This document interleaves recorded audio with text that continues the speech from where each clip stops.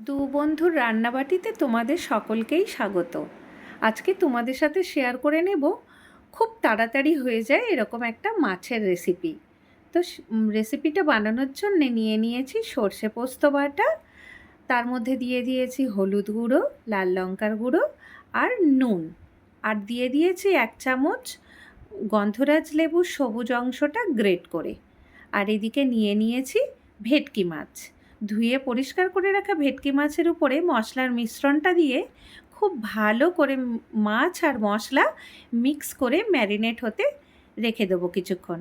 আচ্ছা বন্ধুরা, বলো তো দেখি এই রেসিপিটার কী নাম হতে পারে? আচ্ছা চলো আমিই বলে দিচ্ছি, এই রেসিপিটার নাম হলো গন্ধরাজ ভেটকি ভাপা। তো ভাপা বানানোর জন্য আমি একটা টিফিন বক্সের মধ্যে বেশ কিছুটা সর্ষের তেল দিয়ে তার মধ্যে এক এক করে মাছগুলো সুন্দর করে সাজিয়ে দেব। তো মাছগুলো সুন্দর করে সাজানো হয়ে যাওয়ার পরে উপর থেকে কয়েকটা গোটা কাঁচা লঙ্কা আর স্লাইস করে রাখা গন্ধরাজ লেবু দিয়ে সুন্দর করে টিফিন বক্সের মুখ ঢেকে স্টিমে দিয়ে দেব। স্টিমে দিয়েছি তোমাদেরকে দেখাতে ভুলে গেছিলাম।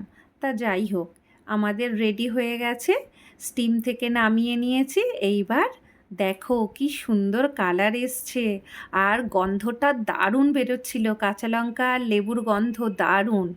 আমরাও দু বন্ধু তো রেডি খাওয়ার জন্য। তোমরাও কখনো বানিয়ে খেয়ে দেখো বাড়িতে, ভীষণ ভীষণ ভালো খেতে হয়।